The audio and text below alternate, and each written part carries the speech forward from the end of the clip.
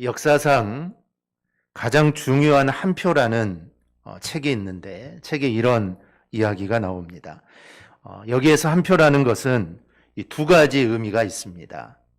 하나는 중요한 선거나 중요한 결정을 뜻합니다. 1645년 이 영국에서의 한 표는 올리버 크로멜에게 영국의 지배권을 주었습니다. 그는 영국의 혁명을 일으켰고 또 혁명에 의해 그는 죽었습니다. 1776년에 이 미국에서의 한 표는 미국이 독일어 대신 영어를 사용하도록 만들었습니다. 만약에 이 한 표가 없었다면 지금 미국은 독일어를 쓰고 있었을지도 모릅니다. 1845년 텍사스에서의 한 표는 텍사스가 연방 정부에 가입을 하도록 만들었습니다. 이 한 표가 없었다면 아마 지금도 텍사스는 미국에 속하지 않았을 것입니다. 1875년 프랑스에서의 한 표는 왕정에서 공화정 체제로 바뀌었습니다.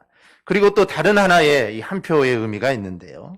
그것은 말 그대로 하나의 표를 의미합니다.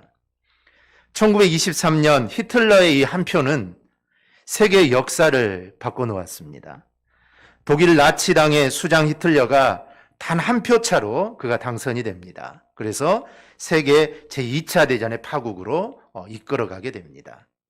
또한 1839년에 미국 매사추세츠 주지사로 선출된 이 마커스 몰트는 희대의 승리자로 기록이 되어 있습니다. 선거 상대 후보였던 이 에드워드 에버렛에게 단 한 표 차로 승리를 거머쥔 것입니다. 결과는 5만 1034표 대 5만 1033표였습니다. 즉, 단 한 표 차로 당선이 됩니다. 그런데 더욱 놀라운 것은 당시 에버렛은 스스로 투표를 하지 않았다는 겁니다. 즉, 이 패배했던 이 사람은 투표를 하지 않았습니다. 만약에 자신이 투표를 했더라면 아마 이 결과를 뒤집을 수도 있었을 그런 결과였습니다. 이건 회의뿐만이 아니죠. 우리나라도 이와 비슷한 사례들이 있습니다. 1954년 이른바 이 4.4 개헌도 3분의 2인 136표에 단 한 표가 모자라서 이게 발생한 것입니다. 만약 한 표만 더 있었다면 이런 일이 일어나지 않았겠죠. 그리고 2008년 이 강원도 고성군수 보궐선거에서도 단 한 표 차로 당선이 되는 이런 일들이 있었습니다. 이처럼 때론 이 단 한 사람의 투표가 역사에서 중대한 변화를 가져다 주기도 합니다. 그리고 그 한 표는 곧 한 사람의 중요성을 뜻합니다. 이와 동일하게 예수 믿는 사람 한 사람의 변화가 놀라운 일을 일으킵니다. 예를 들어서 한 사람이 예수를 믿고 정말 신실한 전도자가 된다면 엄청나게 많은 생명을 천국으로 인도를 하게 됩니다. 인천에 있는 주한장로교회 이 안강자 이 권사님은 우리나라를 대표하는 이 전도왕입니다. 이 안 권사님은 20여 년 동안 무려 7만 명 이상을 전도를 하신 분입니다. 즉, 이 한 사람, 이 권사님 한 분이 변화를 받아 신실한 전도자가 되므로 7만 명이 예수의 복음을 듣게 되었고 그들이 구원을 받는 역사가 일어나게 됩니다.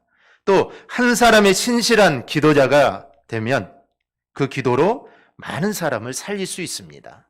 또 한 사람의 신실한 그리스도인이 되어서 하나님의 사랑을 실천하면 그 주변이 사랑으로 이렇게 밝아질 것입니다. 그러니 내가 먼저 그리고 하나님의 말씀을 따라 변화되는 내가 한 사람이 되어야 합니다. 우리가 이런 이야기를 들으면 나 한 사람을 포함한 우리 모두가 그 한 사람 한 사람이 얼마나 중요한가를 우리가 깨닫게 됩니다. 우리가 세상을 살면서 우리가 믿음 생활을 하면서 우리가 놓치는 부분이 바로 이것입니다. 바로 한 사람의 중요성입니다. 가정에서 한 사람이 얼마나 중요합니까?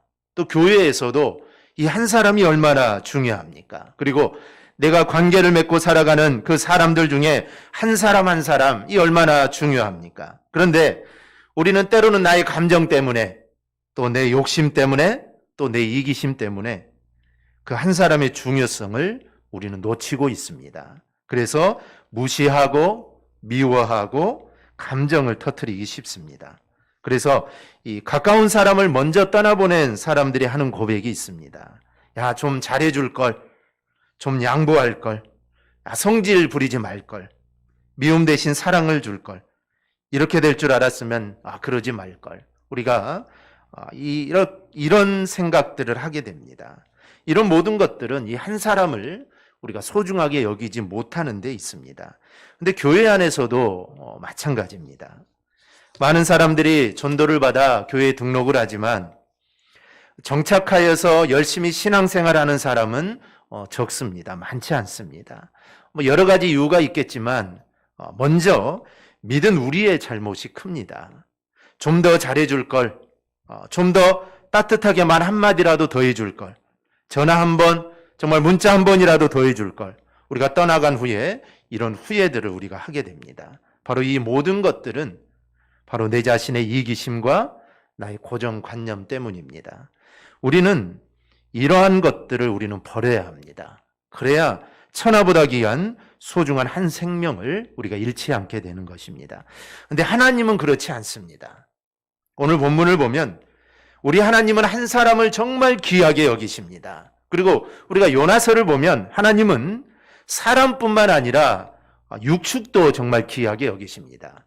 또한 하나님께서 시내산에서 이 십계명을 주시면서 하나님이 안식일을 선포하십니다. 야, 너희가 애굽에서 노예로 살면서 얼마나 힘들었니? 야, 하루도 쉬지 못했지? 그래, 이제는 일주일에 하루 정도는 좀 쉬어라. 하나님께서 안식일을 선포하시고 그들에게 쉼을 주십니다.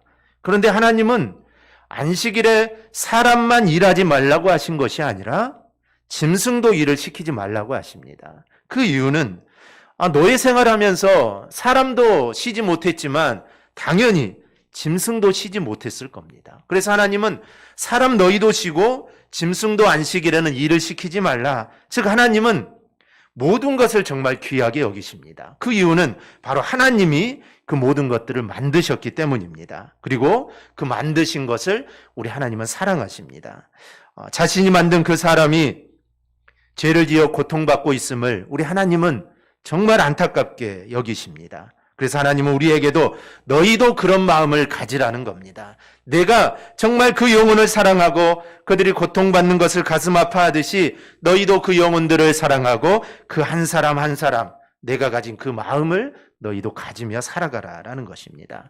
이 사랑은 온 율법과 말씀의 기본 정신이라고 합니다. 사랑이 없으면 아무것도 아니라고 말씀을 합니다. 그런데 우리는 살면서 그 하나님의 마음을 잘 이해를 하지 못합니다. 그래서 여전히 나 중심이고 내 욕심, 내 감정, 내 생각 중심입니다. 오늘 우리가 함께 본 이 에레미야서의 배경은 이렇습니다. 유다 나라가 하나님께 범죄를 하여서 이제 유다 멸망을 눈앞에 두고 있습니다.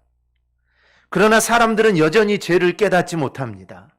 그러면서 야, 우리가 무슨 죄를 지었냐라고 이렇게 항변을 합니다. 그들의 죄로 인해 나라가 망해가는데 그래도 그들은 우리는 죄를 지은 게 없다. 우리는 죄를 지은 게 없다 말을 합니다. 그래서 죄를 회개하라는 에레미야를 핍박합니다. 우리는 죄가 없는데 왜 우리한테 죄를 회개하려고 하느냐. 그래서 에레미야가 핍박을 정말 많이 받죠. 이런 가운데 하나님은 만약에 정의를 행하며 진리를 구하는 한 사람만 찾으면 내가 이 성읍을 용서할 거다라고 말씀합니다.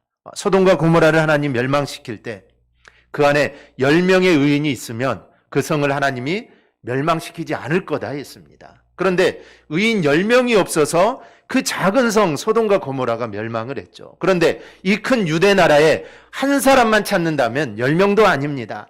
단 한 사람만 찾는다면 내가 이 성을 용서하겠다. 오늘 본문 1절입니다. 너희는 예루살렘 거리로 빨리 다니며 그 넓은 거리에서 찾아보고 알라. 너희가 만일 정의를 행하며 진리를 구하는 자를 한 사람이라도 찾으면 내가 이 성읍을 용서하리라. 이 말씀은 예루살렘을 용서하겠다는 말씀이 아닙니다. 예루살렘의 멸망은 필연적이다. 예루살렘은 반드시 멸망한다는 것을 말하는 겁니다. 즉 정의를 행하며 진리를 구하는 자 한 사람이 없다라는 하나님의 탄식의 소리입니다. 그런데 이를 뒤집어 생각해 보면 만약에 한 사람이라도 있으면 내가 용서하겠다는 그 하나님의 마음이 또 담겨져 있습니다. 이렇듯 하나님은 정말 한 사람 한 사람을 정말 귀하게 여기시는 분입니다. 하나님이 찾으시는 사람은 이 믿음의 한 사람입니다. 그런 사람 한 사람만 찾아도 내가 예루살렘을 용서하겠다라는 것입니다. 지금도 마찬가지입니다. 하나님은 지금 이런 믿음의 한 사람을 찾으십니다. 그리고 그 한 사람으로 인해 우리 가정을 세우고 또 그 한 사람으로 인해 우리 교회를 세우고 또 그 한 사람으로 인해 우리나라를 세우십니다. 그러니 저는 당연히 바로 내가 그 한 사람이 되어야 된다고 저는 믿습니다. 즉 저와 여러분이 하나님이 찾고 계시는 바로 그 한 사람이 되어야 합니다. 그리하여 나로 인해 우리 가정이 살고 또 교회가 살고 대한민국이 살아나는 그런 역사가 이루어지기를 주님의 이름으로 축복합니다. 그러면 그 믿음의 한 사람은 어떤 사람일까요? 먼저는 정의를 구하는 사람입니다. 오늘 1절은 정의를 행하는 한 사람만 찾으면 이 성읍을 용서하겠다라고 말씀합니다. 그럼 정의를 행하는 사람이 누굴까요? 쉽게 말하면 바르게 사는 사람입니다. 바르게 사는 사람입니다. 이 바르게 사는 것은 정말 중요하죠. 그런데 이거는 정말 어렵습니다. 사람들은 바르게 살고자 하는 마음들을 다 가지고 있습니다. 그런데 바르게 살지를 못합니다. 그 이유는 바르게 살고자 하는 이 마음보다 내 욕심과 이기심과 이 감정이 더 앞서기 때문입니다. 우리가 성경 어디를 보아도 예수님 외에 욕심과 이기심과 감정이 앞서지 않는 사람이 없습니다. 정말 믿음의 조상이라고 하고 정말 이 사람 믿음 정말 대단하다고 해도 그들은 욕심과 이기심과 감정이 늘 앞섰습니다. 아브라함을 보십시오. 아브라함은 하나님의 약속을 기다리지 못하고 하갈을 통해 이스마엘을 낳게 됩니다. 또 자기 혼자 살겠다고 아내를 누이라 속이기도 합니다. 모세를 보세요. 모세는 자기의 감정을 이기지 못하고 반석을 2번이나 쳐서 하나님의 영광을 가리웠습니다. 다윗도 마찬가지입니다. 자신의 욕심을 채우기 위해 우리아의 아내 밧세바를 취하고 그리고 우리아를 죽음으로 내몰게 됩니다. 엘리야를 보십시오. 엘리야는 자신의 이 감정을 다스리지 못하고 하나님께 자신을 죽여달라고 간청했던 사람이 엘리야입니다. 성경에서 정말 최고의 믿음이 사람이라고 했음에도 불구하고 그들도 살펴보면 욕심과 이기심과 감정이 앞설 때가 정말 많았습니다. 즉 그들이나 우리나 별반 다를 것이 없습니다. 그런데도 우리는 우리와 같이 욕심과 이기심과 감정이 앞선 그분들을 믿음의 사람이다라고 우리는 부릅니다. 히브리서 11장은 이들을 믿음의 조상이라고 하는데 그들이 믿음의 조상이 된 것은 그들이 잘나서도 아니고 그들이 대단해서도 아닙니다.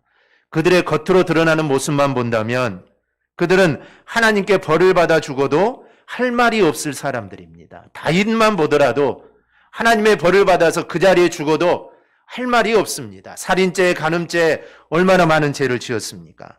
그런데도 그들이 믿음의 조상이 된 것은 하나님께서 그들을 믿음의 조상으로 만들어 나가셨기 때문입니다. 보잘것없지만 하나님께서 그들을 잘 다듬어 나가셨기 때문에 그들의 믿음의 조상이 된 겁니다. 그럼 그들은 아무것도 한 것이 없을까요? 아닙니다. 그들 마음 가운데 내가 바르게 살아야겠다는 그 의지가 정말 강한 사람들이었습니다. 우리에게도 바르게 살고자 하는 의지가 있습니다. 하지만 바르게 살고자 하는 의지가 내 욕심과 이기심을 이겨내지 못합니다. 심지어 하나님께서 우리에게 그런 것들을 물리치고 살아갈 수 있는 힘을 주셔도 그 힘을 우리는 수용하지 않습니다. 즉 거절합니다. 그리고는 욕심과 이기심과 감정을 따라갑니다. 그런데 우리가 남을 볼 것이 아닙니다. 우리 옆사람을 볼 것도 아닙니다. 우리 한국 사람들의 특징이 있습니다. 안 좋은 이야기를 하면 옆사람을 쳐다봅니다. 너구나, 나는 아니라는 거죠. 너구나. 그런데 다른 사람 이야기가 아닙니다. 내 남편 이야기도 아니고 내 아내 이야기도 아니고 바로 나 자신입니다. 바로 나의 이야기입니다. 그런데 나 자신을 보기 전에 우리가 먼저 확인할 것이 있습니다. 마음속으로 한번 대답을 해보시기 바랍니다. 나는 구원받은 사람입니까? 내 안에 성령이, 내 안에 예수님이 계신 사람입니까? 이 두 가지는 아멘이 되시죠. 내가 구원받고 내 안에 예수님 또 성령님이 계시는 거 우리는 다 확신을 합니다. 이 정도는 아멘이 되시죠. 그렇다면 갈라디아서 5장 24절 말씀, 그리스도 예수의 사람들은 육체와 함께 그 정욕과 탐심을 십자가에 못 박았느니라. 이 말씀도 믿어지십니까? 만약 여기까지 우리가 믿어진다면 내가 할 일이 있습니다. 즉, 내가 구원받은 사람이고 내 안에 예수님이 성령님이 계시고 그리고 내 정욕과 탐심을 나는 십자가에 다 못 박았다. 여기까지 내가 믿는다면 이제 내가 바로 살겠다고 결단을 하는 것입니다. 물론 결단만으로 끝나서는 안 됩니다. 우리가 연초가 되면 얼마나 많은 결단을 합니까? 올해는 내가 담배를 꼭 끊어야겠다. 내가 올해는 성경을 꼭 일독해야겠다. 정말 내가 무슨 일이 있어도 기도 하루에 정말 몇 분이라도 아니면 몇 번이라도 꼭 해야겠다. 내가 예배에 정말 충실해야겠다. 하지만 결단이 중요한 게 아닙니다. 실천하는 것이 중요합니다. 즉, 내가 바르게 살기로 내가 결단하는 것도 중요했지만 내가 결단한다면 그 부분부터 우리는 실천해야 합니다. 불가능해 보일 수도 있습니다. 불가능해 보일 수도 있습니다. 그렇다면 그 일을 할 수 있게 해달라고 우리는 기도해야 합니다. 그리고 내 안에 계신 성령님께 우리는 도움을 구해야 합니다. 하나님은 지금도 그렇게 결단하고 바르게 살 한 사람을 찾고 계십니다. 그 사람을 통해 일하시고 또 그 사람을 통해 하나님의 영광을 받으십니다. 저는 대강의 모든 성도들이 정말 하나님이 찾으시는 그 한 사람이 되기를 소망합니다. 그래야 내가 정말 바르게 살아 하나님의 영광을 나타내기를 주님의 이름으로 축원합니다. 두 번째는 진리를 구하는 사람입니다. 오늘 본문 1절을 다시 보면 하나님은 정의를 행하며 진리를 구하는 한 사람만 찾아도 내가 예루살렘을 용서하겠다라고 말씀합니다. 요한 1서 2장 16절을 보면 우리들이 구하는 것이 무엇인지 나옵니다. 이는 세상에 있는 모든 것이 육신의 정욕과 안목의 정욕과 이생의 잔항이니 다 아버지께로부터 온 것이 아니요 세상으로부터 온 것이라. 또 마태복음 4장을 보면 우리가 구하는 것이 먹을 것, 명예, 재물, 나의 영광이다 라고 말을 합니다. 그런데 하나님은 이런 사람을 찾지 않습니다. 즉, 이런 것을 구하는 사람을 찾는 것이 아니라 정말 진리를 구하는 사람을 우리 하나님은 찾고 계십니다. 때로 우리는 이런 생각들을 합니다. 왜 하나님이 나를 예수 믿게 하셨을까? 또 나를 왜 이 가정에, 이 교회에, 이 나라에 있게 하셨을까? 좀 더 나은 가정, 좀 더 나은 나라에 살게 하시지 않았을까? 이런 생각들을 우리가 하게 됩니다. 베드로서는 이 고난당하는 성도들에게 사도 베드로를 통해 주님의 뜻을 전한 책인데 그중 베드로전서 5장 1절을 보면 주님이 이렇게 말씀합니다. 너희 중 장로들에게 권하노니 나는 함께 장로된 자요 그리스도의 고난의 증인이요 나타날 영광에 참여할 자니라. 여러분은 고난이 좋으십니까? 아니면 영광이 좋으십니까? 물어보나 마나죠. 당연히 영광을 받는 것이 좋습니다. 누가 고난받는 것을 좋아하겠습니까? 그런데 베드로는 고난과 영광을 함께 말합니다. 그것도 고난과 영광을 동등하게 이야기합니다.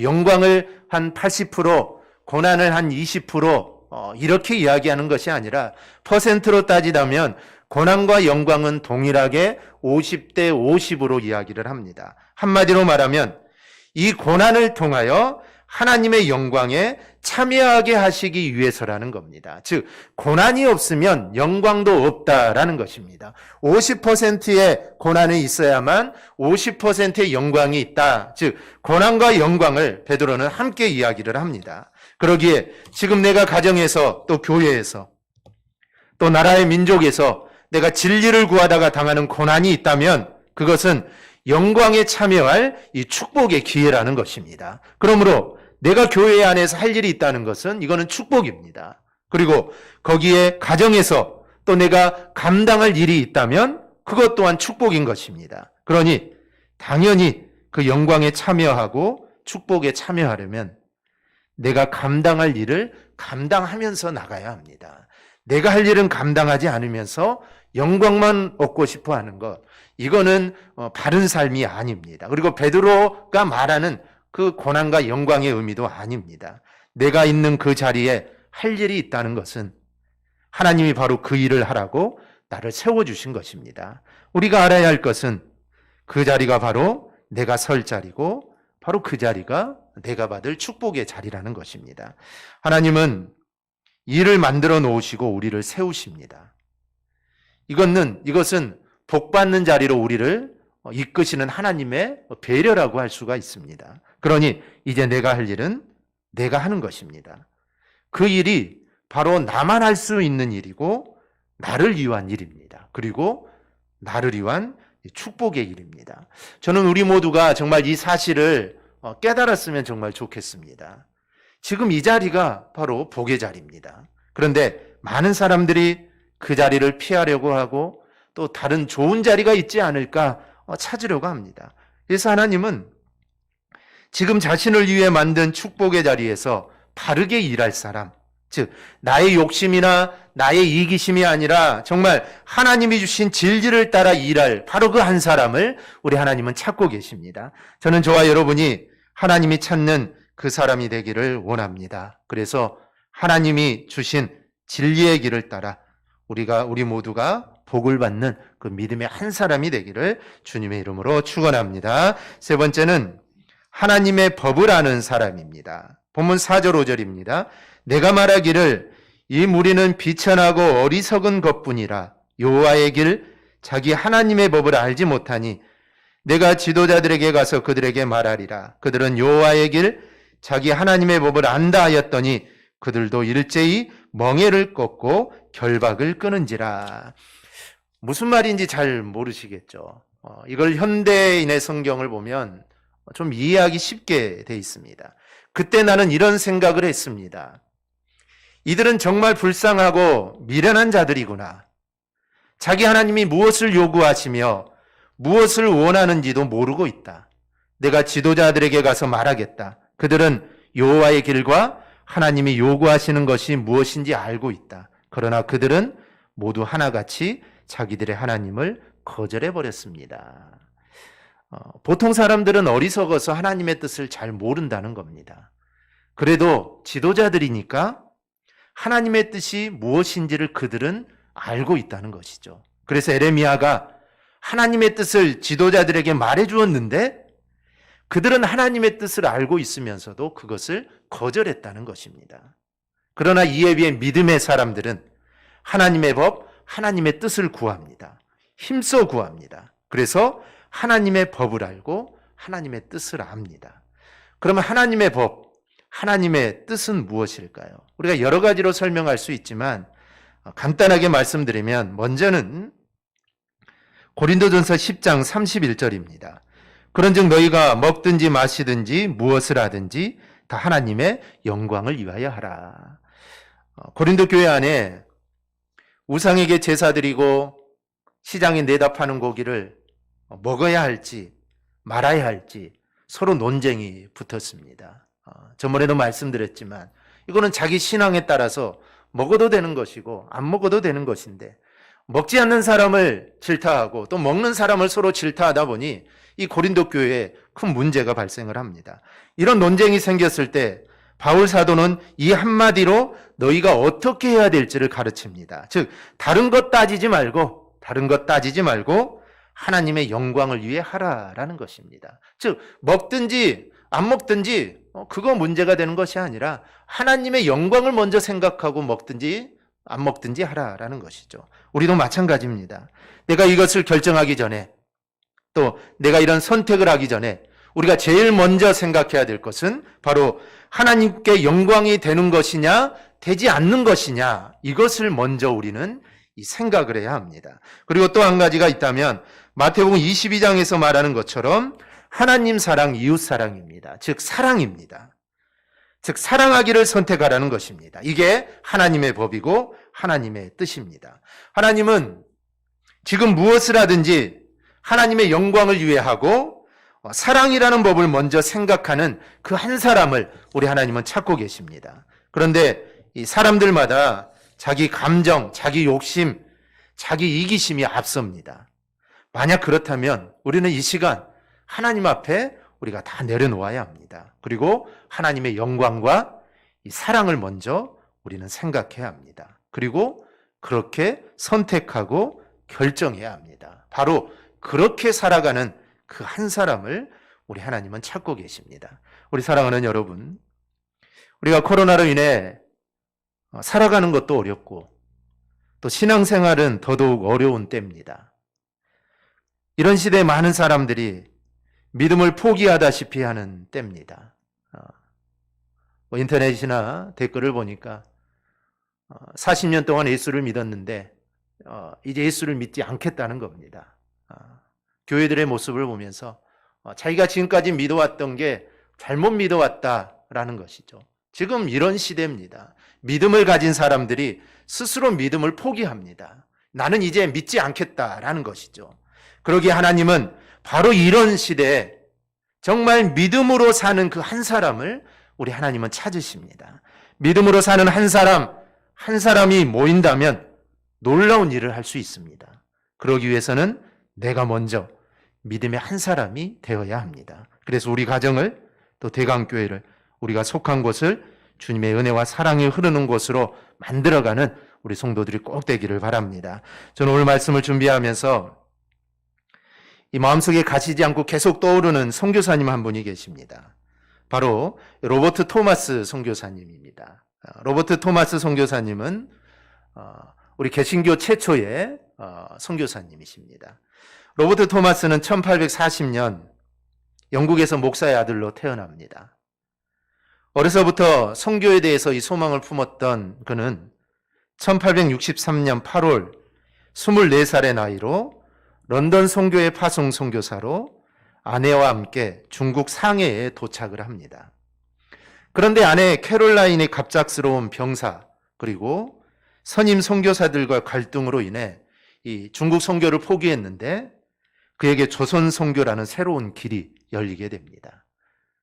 그는 한국의 백령도 근처 섬에 1차로 선교 여행을 와서 한문으로 된 성경 200권을 주민들에게 전해주며 복음을 전합니다.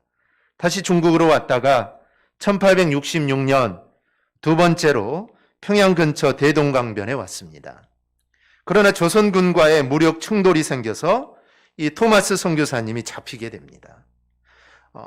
군인들이 바로 죽이려 했는데 정말 이 성경책만을 좀 받아달라는 이 토마스의 간절한 요청에 성경책 한 권을 조선에 넘겨주고 그 자리에서 순교를 하게 됩니다.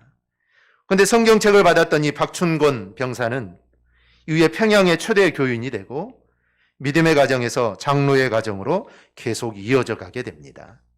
이렇게 토마스 목사님이 죽음 앞에서도 두려워하지 않고 뿌렸던 이 성경은 살아서 조선의 교회가 세워지는 이 초석이 되었습니다. 그리고 그 말씀이 기초가 되어 조선인 대한민국을 복음화시켰던 것입니다. 하나님께서는 이처럼 한 사람을 찾고 계십니다. 그리고 그 한 사람을 통해 하나님은 미랄이 되어서 많은 열매를 바로 맺게 하십니다. 저와 여러분이 바로 그 한 사람의 자리에 우리가 서야 되지 않겠습니까? 저는 저와 여러분 모두들이 정말 대강의 모든 성도들이 정말 하나님이 찾으시는 그 한 사람이 꼭 되기를 원합니다. 그러기 위해서는 우리가 정의를 구하며 진리를 구하며 하나님의 뜻에 따라 우리는 행해야 합니다. 이러한 삶을 살아 정말 하나님이 찾으시는 그 한 사람이 꼭 되어서 우리의 가정과 또 교회와 우리나라를 살리는 우리 복된 성도들이 다 되기를 주님의 이름으로 축원합니다. 아멘. 기도하겠습니다.